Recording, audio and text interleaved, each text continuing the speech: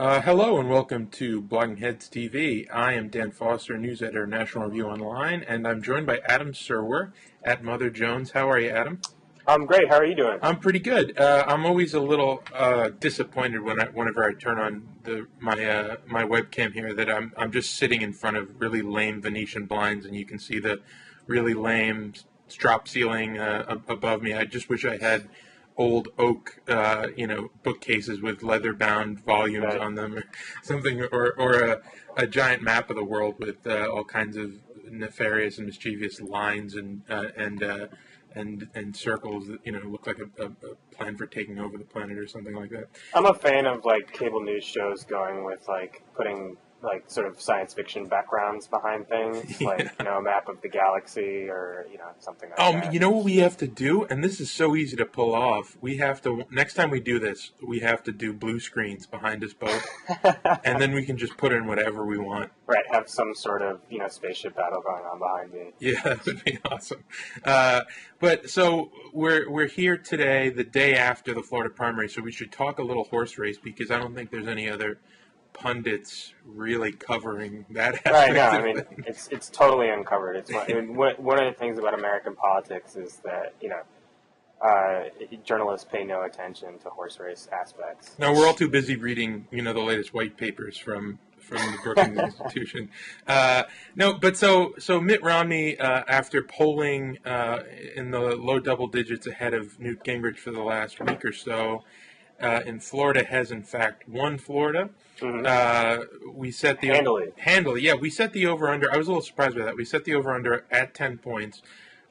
Here in the office, I took the under. I thought it'd be 8 or 9 points, just because I thought Gingrich would do better in the Panhandle. Right.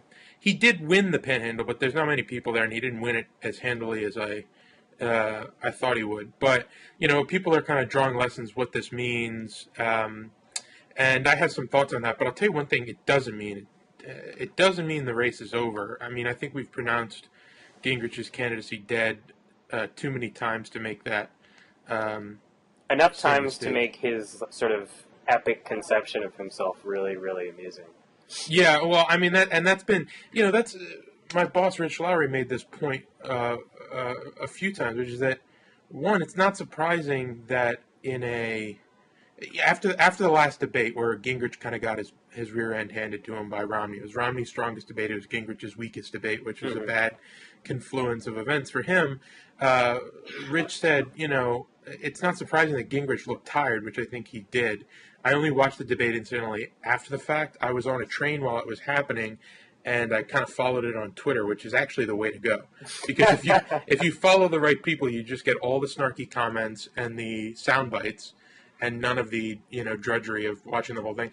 Right. But anyway, Rich said, it's no wonder he looked tired. It's a one-man campaign, and for all intents and purposes, I mean, he's got an able staff. His people are pretty good at what they do.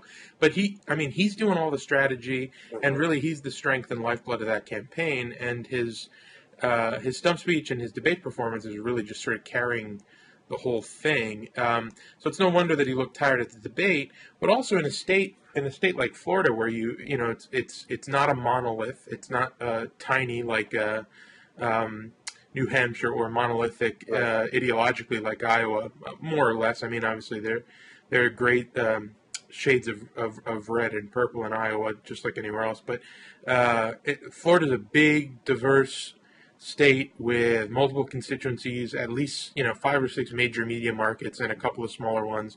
And so this is a state where having a big organized staff, having dedicated surrogates the way that Romney did, and having a ton of money to spend on TV is going to make a difference. And I think we saw that.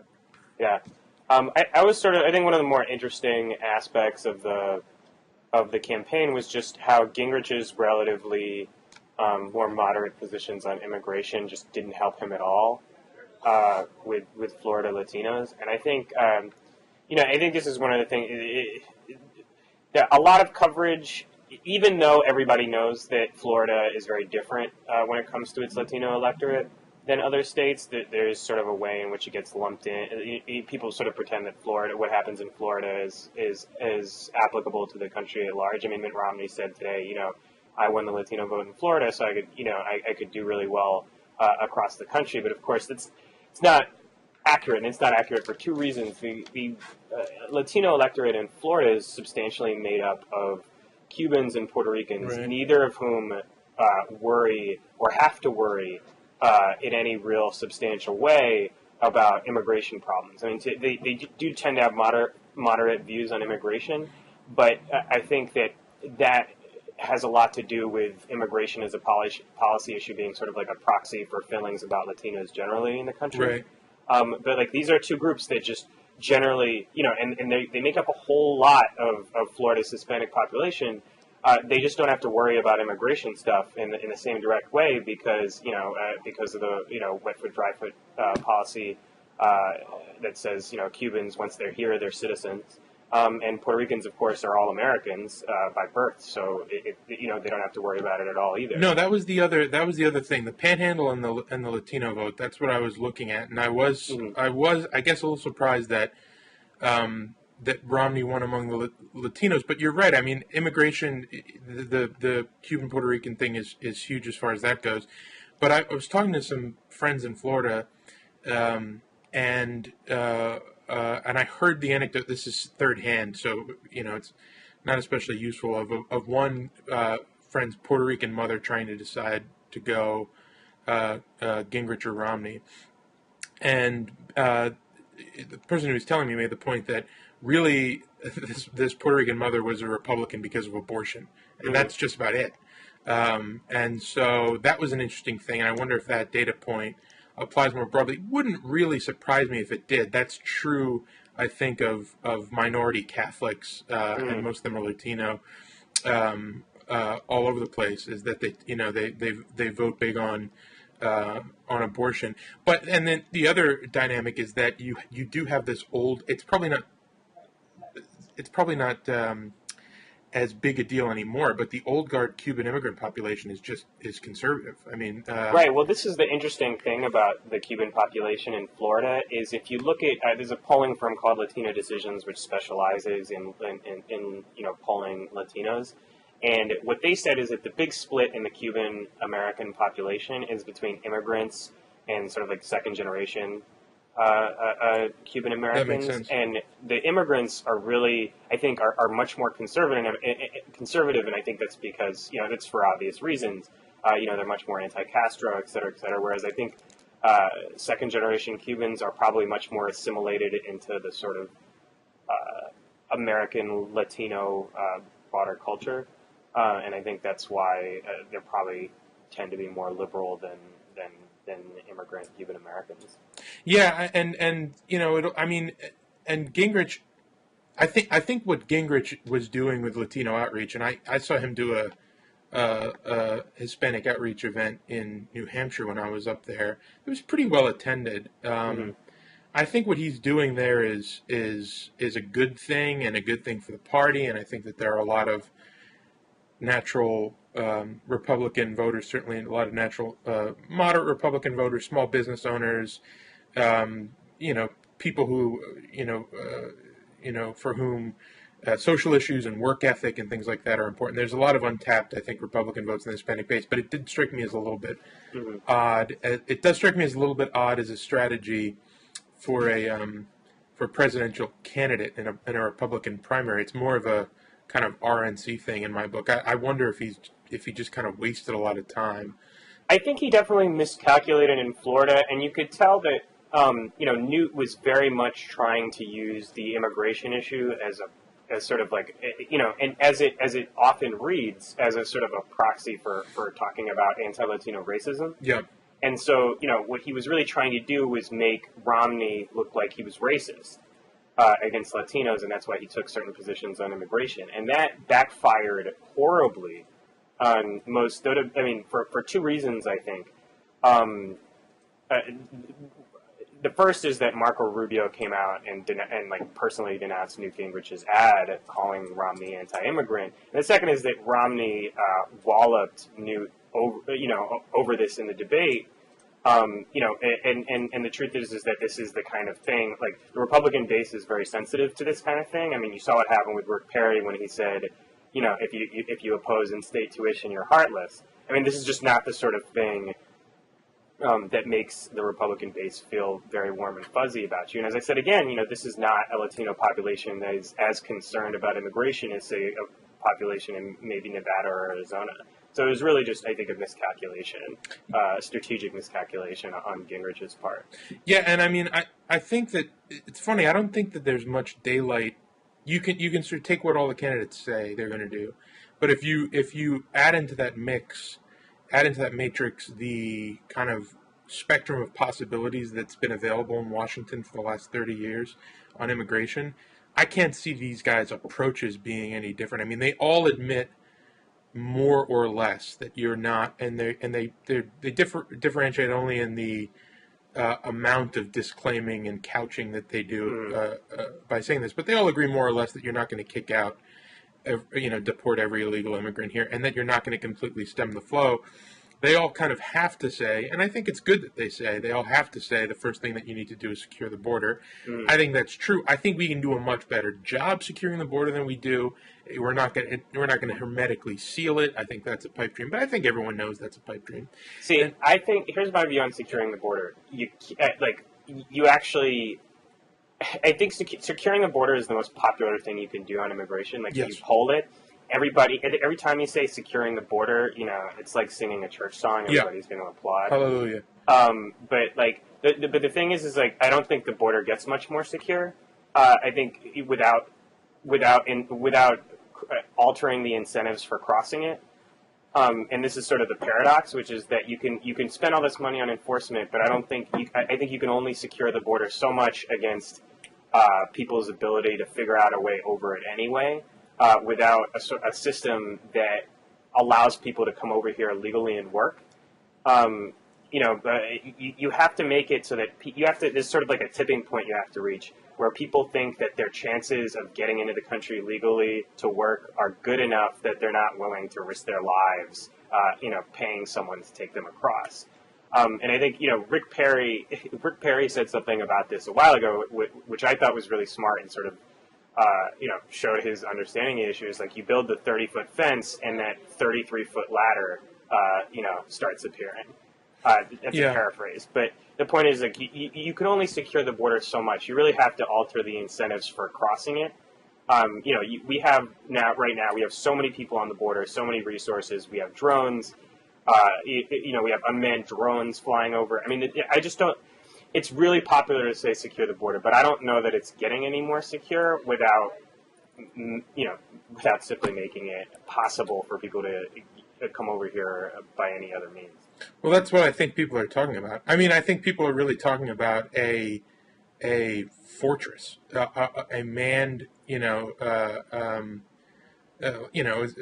turning southwestern United States into a castle. Now, I don't know if I would go that far myself, but people are really talking about a 30-foot fence across all of the practicable, negotiable parts of the southern border of Mexico, manned every, eighth of a mile or whatever by Border Patrol agents, dogs, motion cameras, the whole thing. I mean, you could certainly, if you go along the great length of the southwestern United States, I mean, it's just, you can't tell where Mexico stops and the U.S. begins. I mean, at major crossings, especially in Arizona, where the vast majority of the crossings happen. I mean, Texas is a little different because you got a river there and there's a little bit more population in that area. But the border with Arizona is much more sparsely populated, harder to defend, all this. So I think that there's stuff you can do. I mean, I agree with you. We spend a lot of money at the crossing.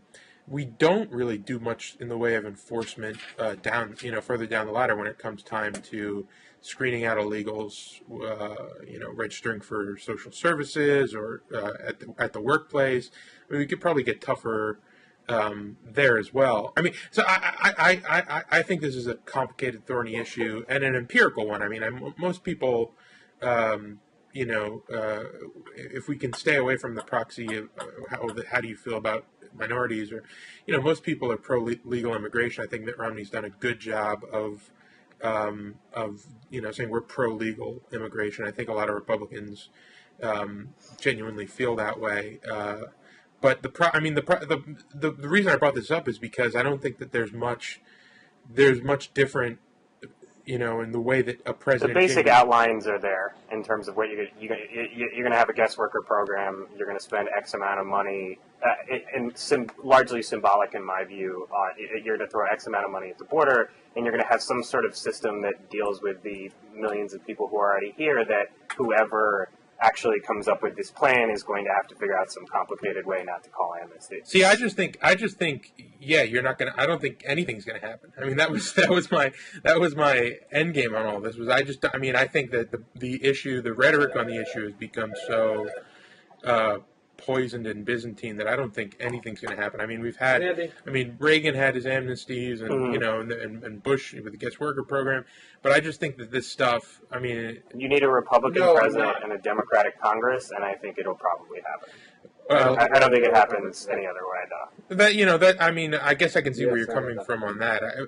The one plan that I don't think is workable at all is Gingrich's with these local boards. World War II draft boards. It's just a logistically crazy idea. Yeah, impossible. And if the World War II draft boards work because of World War II, but because we were engaged in a national project in a way that is hard to repeat. There was little precedent for, and certainly hard to repeat.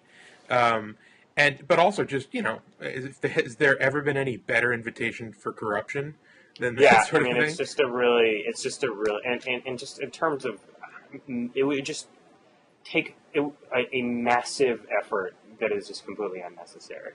Yeah, and that's the other problem, and I think here Gingrich got a bum rap and actually did a pretty good job of not backing off of it, but he said more forcefully than his opponents, who kind of indulged in the fantasy that anything but what Gingrich said is the case, that we certainly do not, and we cannot focus our enforcement efforts after the crossing on law-abiding, tax-paying, immigrants who have been here for 20 years, or that, the awful case of the Washington Post writer, or of countless other people who didn't even know that, kids who don't even know that they're undocumented and illegals who have built lives here for the last 20 or 30 years. I think that this is truly an ethical question more than a political one, and I think you can come down respectably on either side of the question whether these people should, quote unquote, get to the back of the line, whether they should actually be removed from the country and then get to the back of the line, whether we should have some weird sort of quasi-citizen status for them, which in some sense sounds plausible. This is another thing Gingrich says, but not also, when you're introducing classes of citizens, I don't care if they are undocumented / illegal or not. It makes me a little queasy. It's just kind of a crappy issue that unfortunately has to be adjudicated every primary, and wouldn't be unfortunate if it had to be adjudicated every Republican primary if I thought we were actually getting any traction and moving towards a solution, but I don't think that we are. The lesson was that immigration didn't play here. Now I wonder if moving forward for Gingrich, if he's going to stick to this Hispanic strategy and if he's going to stick to his guns on immigration, because interestingly, he's done well. He did well in South Carolina. He's done well with the Panhandle, which Peter Suderman calls Southern Alabama, and Super Tuesday. So for Gingrich, I think this is the conventional wisdom, more of the horse race stuff, is that February is going to be the cruelest month for Gingrich. He's going to really have to slog through it. This is a time, there's a bunch of small caucuses and primaries, in the grand scheme of things, that he's not expected to win any of them, and where his opponent's superior organization, certainly superior spending firepower, is going to be decisive. But then, and you have a month without debates, but then you have two debates in early March, I think March 1st and March 5th, and then Super Tuesday is March 6th or 7th, is that right? And, he could win a couple of those states. There's some southern states that go. Georgia goes, I think, and he could win some of those states. I don't think Gingrich is done winning states. I don't think he'll be the nominee. But again, the one thing this primary has taught me is just how really awful all of us are in the pundit class at predicting the course of events. I just try not to do that. Yeah. I thought the one thing I got unabashedly right and I bragged about endlessly was that I correctly predicted the order in Iowa, 1 through 4. Mm-hmm. But I was retroactively made incorrect by this. Oh, Santorum actually won by 80 votes, which is just another argument for why Iowa shouldn't go first. But that's another problem. But yeah, I mean, I thought Romney was going to seal the deal after New Hampshire. He had wins in Iowa and New Hampshire that never happened before, and he had some momentum going to South Carolina. And then you had this massive, Gingrich's third or fourth or ninth, resurrection. Yeah. There I had no idea that was coming. I thought that Gingrich's momentum was going to follow him right into Florida, and that Romney was reeling, and he certainly really, really looked bad. Romney did, heading out of South Carolina. So I'm not ready to pronounce Gingrich's campaign dead, although I do think, and a lot of people are saying this, I think it's right, that this strong challenge from Gingrich has made Romney a better candidate, at least skill set wise. Yeah. But I can't remember who pointed this out, and I wonder if you have thoughts on it, but he actually lost support over the course of the Florida campaign with independents. So I think it was Mike Murphy, pollster, and our guy, who pointed this out, that his support with independents in Florida eroded, and that's not so good. I mean, he wins the primary, but that's not so good because you basically need to win. The general sentiment, I think, in 2012 is you need Ohio or Florida, right? I mean, if you want to be president of the United States. And I think, there might be something to the fact that in running this super negative campaign in Florida, we've all seen the numbers. 98% of all ads aired in Florida were negative. 68% of all ads aired in Florida were Romney ran anti-Gingrich ads. Mm-hmm. And I think 23% were anti-Romney ads. Well, I think I think everybody says they hate negative ads, but they really work. Yeah. And I'm pretty much I'm pretty close to an economic determinist. So as far as I'm concerned, beyond like a sort of Romney collapse, I just think that if GDP growth is above 2.5, going through 2012, then Obama has a better than even chance of beating him. And if not, things like candidate quality are really going to matter. But and so it's a toss up. But I don't know. I mean, my view of Romney is that he's definitely the strongest general election candidate the GOP had. I think it's interesting that Gingrich's attacks from the left seem to have gotten him pretty good as far as independents are concerned. And I think Romney just sort of has like a weird problem with, falling face first into this sort of out of touch rich guy stereotype in terms of his public statements. The big one, of course, today was like he said, "I'm not worried about the poor." He also said, "I'm not worried about the very rich." Right. But what everyone heard was, billionaire says, "I'm not worried about the poor." Right. I just think it's sort. I mean, I'm wondering how that's if the election is really close, if the American economy doesn't grow very much, if it doesn't during 2012, I wonder how much stuff like that is going to matter. But I do think it's sort of. I do think that Gingrich's sort of Bane stuff really has hurt Romney, with among demographics that it really needs to do well with. Yeah, we should talk about the I don't care about the poor stuff because that really irked me in a couple of different ways. And I think it there's empirical questions there. Should we be worried about the very poor in the United States in 2012? And then there's a kind of strategic or even philosophical question about whether that's the sort of attitude that the Republican Party should have, that the American people should have.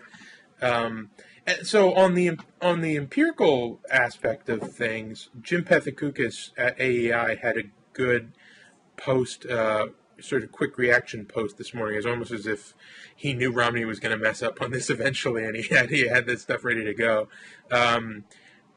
Citing a paper from a couple of University of Chicago economists that looked at the bottom decile of income in the United States, the very poor, and how they're doing over the last 30 years. The time period I think was 1980 through 2003, so that doesn't include the Great Recession. But so, and this is a theme that we on the right have been pointing out for a while now, because there's been a number of recent studies on it. But the fact of the matter is that the income of the very poor has increased 44% over that time period, and that's undoubtedly good. It's undoubtedly good that the factors that this paper, and it's just one paper, but there are similar studies, it's undoubtedly good that the factors that this paper attributes that increase to are in order from most important to least important: economic growth, tax policy, so expanded tax credits, things like the earned income tax credit, the fact that the poor really don't pay income taxes anymore, and then 3, cash transfer programs. So they found testing for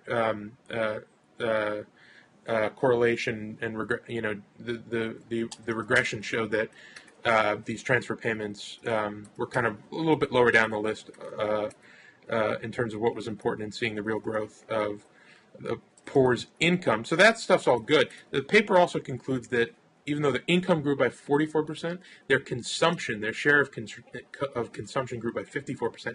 Now that's good in the sense that it means, and again, a lot of conservatives like to point this out, that being, quote, very poor in America now means that you're very likely to have a car, to have a house in which everyone has their own bedroom, to have air conditioning, to have a microwave, to have a refrigerator, to have a television, to have cable, all those things. So the amenities... I mean, very likely to have a car. I don't know about that. It means that you might be able to get a credit card if you're poor. You're more likely to have... Well, I mean, so this study in particular is talking about how it goes through amenity by amenity, and sure, but that... See, okay, this is like sort of a pet peeve of mine. Okay. Like the sort of this is a reflection of the relative cheapness of certain kinds of goods and consumer electronics, and how the cost of them has gone, of both making them and therefore the price of buying them has gone down over the past 10 years. It's not actually a reflection of the awesome new buying power of the American poor. It's just really we have advanced to a point where it's actually, certain electronics are really cheap, and you can buy a microwave for not very much money. But I don't. You can buy an air conditioning unit for not very much money. And that certainly raises the living standard. And having an air conditioner in the American South certainly raises the living standard of the poor in a way that at a time before air conditioners, certainly.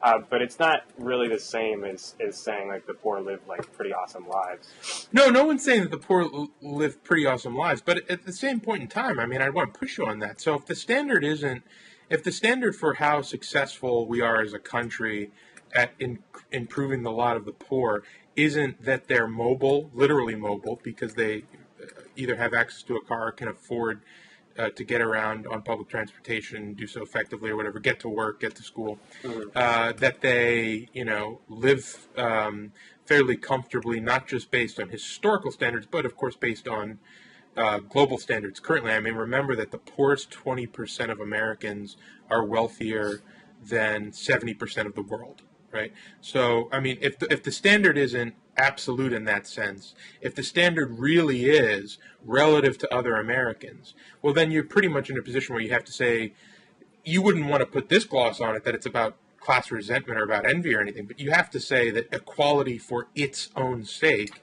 economic equality, equality of outcome, equality of purchasing power, or greater equality at least, is the end game. It's not, are the poor miserable and destitute? It's, can they do everything the middle class can do? Well, I don't really think I don't really think it's about that. I mean, you have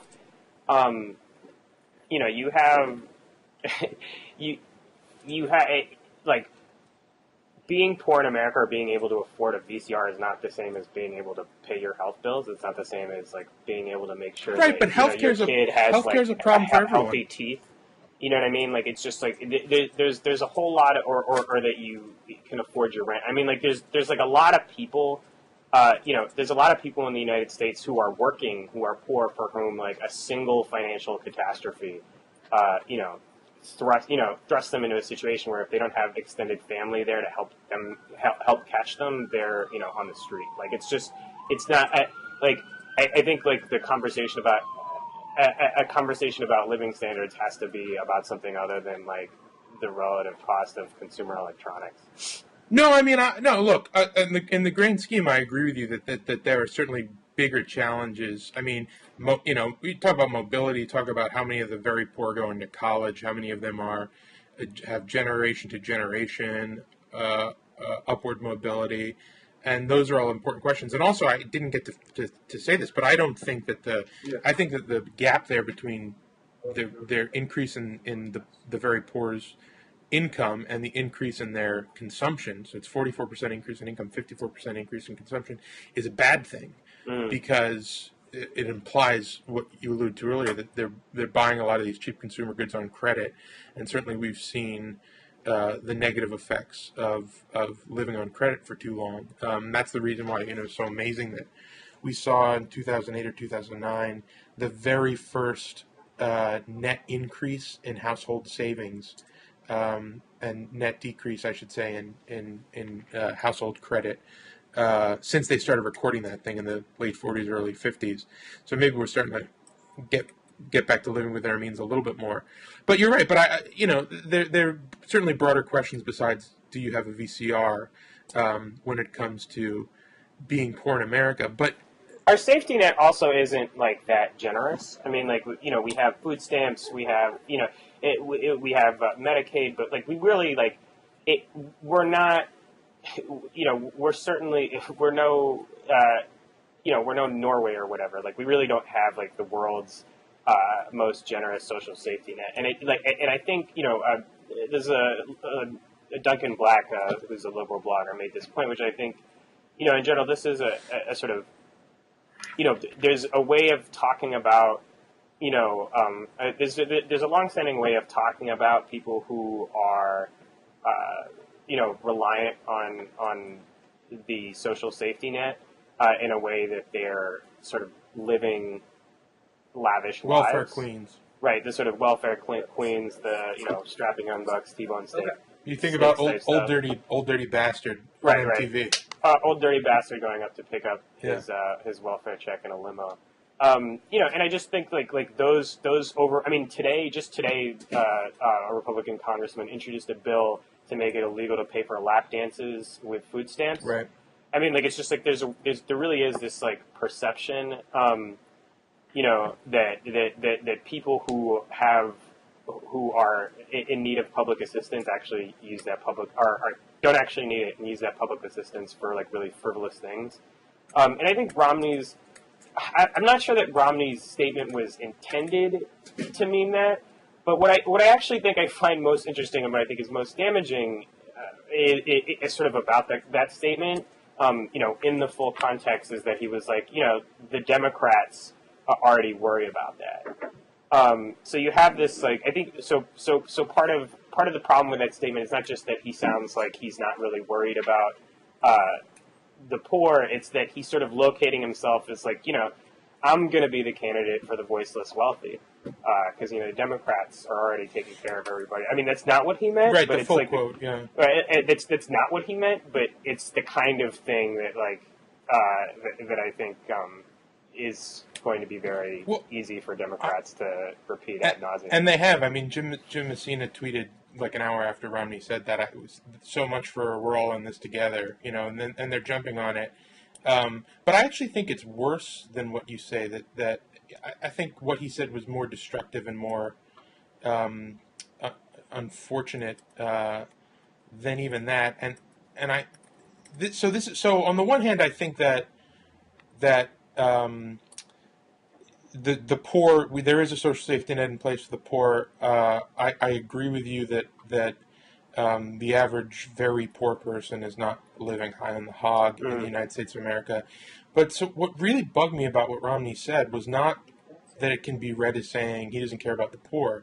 I resent the whole idea of a economic politics that's focused on the middle class, and I think that the endless sort of pandering and really infantilization of the middle class over the last 50 or 60 years in this country has been the single greatest, factor in our culture of dependency. And it's not a dependency of welfare queens. It's dependency of people who have 2 cars and a 5-bedroom house and send all their kids to college. And frankly, I find the whole thing disgusting. I mean, I could never get elected because I have nothing but contempt for the middle for the middle classes who, this quote unquote middle classes who are just endlessly pandered to and endlessly awarded. And it's mainly the Democrats. But then what always ends up happening is the Democrats do it, and then 20 years later, the Republicans defend it, and say, "Don't worry, we're not going to take this new." I mean, we talk about entitlements. Yeah, exactly. You talk about entitlements. I mean, the entitlements are for middle class white people in this country. You're right. Welfare reform happened. I mean, 1996 happened, and the fact of the matter is that we're much more of a work-fared, temporary assistance-oriented society. I think there are still problems there, and there's still excesses and perverse incentives there that encourage people not to work. And there's some things I would do if I were working at some sort of urban policy think tank that I would look at. But really, I think the big problem is with his message is the cynicism of. I mean, what Romney said, I thought that struck me as just pure pandering. He said, I'm not standing with the very rich, the very poor. I'm standing with the 95% of Americans in the middle. This is no different to me than the 99 percenters who said, "You're all us. Don't worry." We're, in other words, it's the Occupy Wall Street set. We don't have to relitigate that whole thing. But the Occupy Wall Streeters were more or less a ragtag band of perpetual protesters who represented a constellation of ideas on the left, and some legitimate people who were just kind of down on their luck and angry at the system. And when I say legitimate, I mean legitimately sort of organically swept up in the fury of the Occupy movement. But when those people say, the same people who were protesting the WTO in Seattle in 1999 show up in New York City and D.C. in McPherson Square and say we are the 99%, that's just bullshit. And it's equally bullshit and I think cowardly, forgive my language, for any politician to say, "Oh, I really just care about the 95%. Well, I mean, the only thing worse than saying that is I really just care about the 50.1% of you who are going to vote for me and get me elected. I just think it's cynical and it's empty. So I wrote this. I'm going to give you a little spiel here. And I know I've been babbling, but I wrote this piece in the last magazine, in the last issue of National Review, called "For Shame," and by that I mean in favor of shame. And it was I got off on this rant because I was rewatching Cinderella Man. Do you know that flick? Have you seen that? No, I haven't seen it. Cinderella Man is a story about a New Jersey, so I already liked it, a New Jersey boxer. It's that Russell Crowe movie. I know the basic plot. So, but the thing is, it takes place during the Depression, and this guy, the Jim Braddock, was rags to riches. He was a dock worker who went to become heavyweight champion of the world inside of a year. And it was the height of the Depression. We see in the movie he's living in a tenement in Weehawken or North Bergen, New Jersey, with his wife and 2 kids. And they're splitting a single ham steak for dinner. I mean, and he can't get work down at the docks every day. And finally, his wife has to send their kids off to live with a relative because the heat man comes around, turns off the heat, the kids get pneumonia. So Braddock, played by Russell Crowe, who's such a proud man that he's refused for all this time to take any public assistance, it's only when his kids are literally taken away from him because they're dying of pneumonia that he marches down to the public assistance office set up by the New Deal in Newark or Hoboken or wherever, and stands in line, and he gets in front of the line, and he gets his like $8.50 to turn the heat on, and the woman who's giving him the money across the counter is someone who clearly knows him, looks him in the eyes with this look of kind of disgust, and says, "I never thought I'd see you here, Jimmy." And he eyes cast downwards, and he just shuffles off, and he's ashamed of himself. I feel like I saw this movie on a bunch of like favorite conservative movie lists, and now I totally understand why. Okay, so you're gonna. I mean, this is where you're gonna see my true heartless nature. But the argument I make in this magazine piece, and of course I would encourage everybody to run out and buy it, is that no one begrudges the fictional Braddock from doing whatever it takes to help his family. And as a society, we don't begrudge helping him, but we expect him to be ashamed of himself. And I argue that that's good. that we as a culture need this source of shame. That in other words, that the only society where entitlements can work is a society that doesn't feel entitled to them. Relief for people, the 99 weekers, the unemployment relief, welfare, tax subsidies, mortgage subsidies, refinance my mortgage. All that stuff might be good in the long run, and it might help us, and it might improve the economy and be a net benefit for Americans. But we ought to have some sense of shame about it.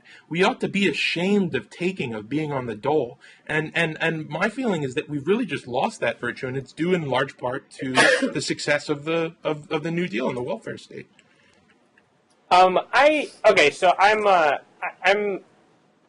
actually think. I actually got into an argument, I think, a couple of years ago with Ross Gaffat and Megan McArdle about this sort of power of shame. And I think, like, shame actually is a really strong motivator in the sort of situation that you're talking about, where you have someone who you know. When you have someone who you know expressing shame towards you, like that's a real motivator. When you're trying to keep your parents from being ashamed of you, or your friends, or the people you care about and love, that really works. I think social, like on a societal level, shame just turns to stigma, and it has sort of the opposite effect of what's intended.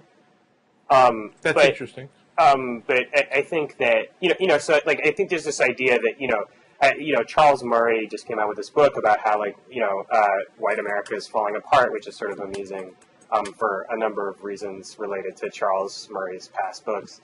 But there's, the David Brooks's column on the book said something like sort of like, well, we need to start wagging our fingers at the white working class. And it's just like, I just don't think that. I mean, I think it's sort of funny because that's the prescription that a lot of conservatives have been offering to black people for the past, like, 50, 60 years. And now they're saying we ought to do it for working class white people too. But I just don't think it's an approach to society that works very well. I think shame works very well within, like, certain social systems, within families, within friendships. But I don't think it works as on a societal level. But that's just the problem. No, I think you're absolutely right. I don't think it works on the societal level. There couldn't be a more deeper foundational structural issue for the conservative political program than the thing that you just brought up, which is that we now do all these things with the state. Obama or Clinton, one of them says Republican, one of them said, I forget who it is, it's a nice turn of phrase, that government is the name we give to the things we... Barney Frank. Yeah, Barney Frank. There you go. Government is the name we give to the things that we do together. The problem is that we're doing more and more together, right? Mm-hmm. So we have this massive apparatus that does things. I mean, remember that before the New Deal, welfare existed, and it existed quite widely, but it was done either by state governments or by religious charities and progressive social crusade groups, right? Mm-hmm. So we had civil society do this stuff, and the big conservative complaint is that government is just eating civil society, and I think that's unarguably true across a number of indicators. So, I mean, you're right that I don't think that the Leviathan, the beast that is the contemporary federal government, is the most nimble instrument for instilling these kind of virtues. But that doesn't mean that the virtues themselves are unimportant. I mean, it's kind of a symptom. Well, what I was going to go on to say, though, is I think this sort of like that virtue of like work is like the highest form of like expression of human life. I think it's like present at all, present in like even among the poorest in a way that it probably actually isn't among wealthier classes. Like it like as an ideal. I mean, not to bring it back to Wu-Tang Clan or whatever, but in the song "Cash Rules Everything Around Me," there's a line that says something like, my mama told me working hard can help you maintain and help you deal with all the aches and pains, something like that. I'm forgetting what I'm paraphrasing. Mm-hmm. But it's like, I mean, that's like such an American, an American like Protestant work ethic type thing to say, and it's present. It's present, I mean, like in general, like I think hip hop music is in some way like the most perfect expression of American capitalism that exists. Both, but, I mean, both like, its virtues and its excesses. right, exactly, Yeah. exactly. But I mean, like I really do think like this idea of work as what makes you worthwhile is something that it really is present everywhere. And and that's part of why I don't think that we actually. I mean, I would disagree with you that we actually need this sort of sense of shame. I think that sense of shame is still alive and well, and I'm not sure that there's anything.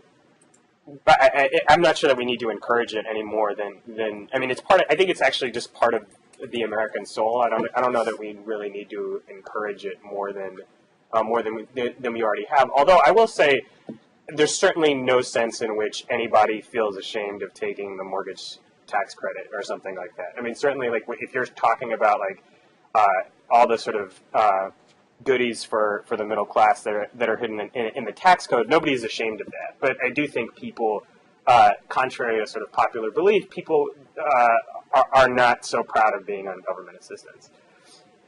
Well, at the like I said, at the lower levels that might be true, but I think in the middle class, which I think is where it's most relevant, because that's where we're spending our most money. I think remember the CBO report that came out a few months ago in October, I think, about economic inequality. I thought the most shameful, to use the word, line item in that report was that the share of government transfer payments going to the lowest, the lowest quintile of income earners had decreased over the last 30 years, and the share going to everybody else had increased. So more than half of all government transfers over the last 30 years, now go to the higher 4/5 instead of the very poor. 35% of all government transfers, I think those numbers are right, go to the poor and the very poor, people who live at or around the poverty line.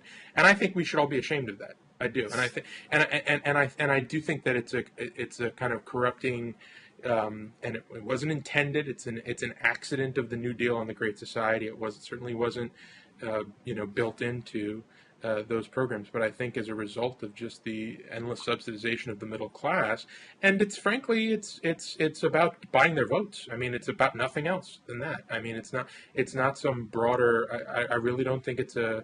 It's not. There's nothing to be found of that in progressivism's roots, or in old school American liberalism's roots. Oh yeah, go on. And I just think it's a product of 1,000 tactical decisions over the years to buy the votes of the people who are most likely to decide elections, and I think it's really shameful. But I do want to say a couple of things, because you bring up hip hop, and I think you're right that it's a really interesting lens at which to look through the work ethic and the excesses of capitalism. But I would want to say that I'm not so sure that the get money, get paid thread in contemporary American rap music is about a work ethic so much as it is about get money. However, you know what I mean. So, but I've never seen the idea that being poor means you are bad more like forcefully internalized than in hip hop music,